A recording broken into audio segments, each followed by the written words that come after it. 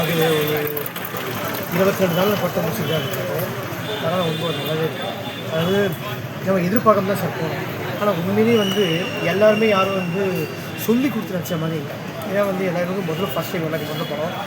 யாருமே வந்து தெரிஞ்சவங்க இல்லை, எல்லாமே நியூ ஃபேஸஸ் தான். நியூ ஃபேஸ் தான் போட்டு நல்லா அழகாக எடுத்துருக்காங்க. அதாவது எந்தெந்த இடத்துல பேக்ரவுண்ட் மியூசிக் கொடுக்கணும், எந்த இடத்துல கொடுக்கக்கூடாதுன்னு கொடுத்து கரெக்டாக ஒரு அமைதியாக எடுத்துருக்காங்க படம்.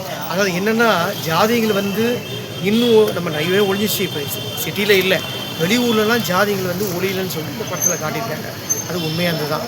ஏன்னா ஜாதி வந்து ஒழியாமல், அதாவது ஜாதி காதலிக்கிறவங்களுக்கு தான் ஜாதி வந்து இல்லை.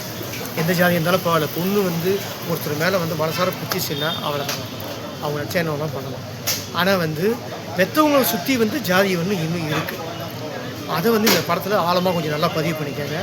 நல்லா இருக்குது. மெயின் படம் ஹீரோ வந்து அவரே தான் டேரக்டர், ரொம்ப அழகாக நடிச்சிருக்காரு. ஆக்சுவலாக கிளைமேக்ஸ்லாம் வந்து யாரும் எதிர்பார்க்காது. ஏன்னா நம்ம வந்து இந்த அளவுக்கு ஒரு ஆணவ கொலை பண்ணுவாங்கன்ட்டு யாரும் நினைக்க மாட்டாங்க.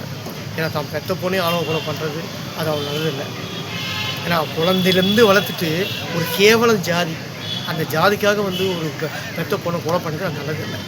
ஏன்னா அது ஏன் கதை சொல்கிறேன்னா இது மாதிரி அப்போ தான் தெரிஞ்சுக்கணும். இந்த படத்தை வந்து நீங்கள் போய் பார்த்தா தான் நல்லாயிருக்கும். ஏன்னா இந்த படத்தில் நீங்கள் போய் பார்க்காம வந்து தவறிடுறீங்க. பெரிய ஆர்டிஸ்ட்டுக்கும் படம் தான் பார்க்கணும் அப்படின்னு சொல்லிட்டுலாம் வந்து ஒரு இது கூட வைக்கிங்க. அதுலேருந்து கொஞ்சம் வெளியில் வாங்க. பெரிய ஆர்டிஸ்ட் படங்களே பார்க்கணும். அப்போ சின்ன ஆளுங்க எப்படி வருவாங்க?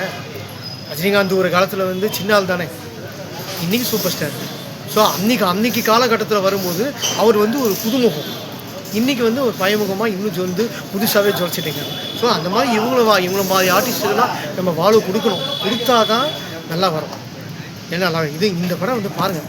அது நான் வந்து பார்த்ததுக்காக சொல்லலை. இந்த படம் நான் பார்க்கும்போது கதாநாயகியை விட கதாநாயகன் தான் நல்லா நடிச்சிருக்காங்க.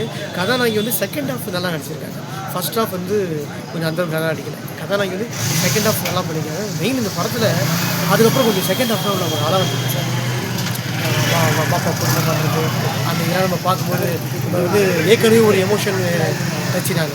அதில் ரொம்ப இவங்க சில சீன்ஸ்லாம் அளவாகிற மாதிரி இருக்கும்போது ரொம்ப வருத்தமாக போச்சு. அதனால் வந்து எல்லோரும் இந்த மாதிரி திவ்யா படத்தை வந்து தியேட்டரில் போய் பாருங்கள்.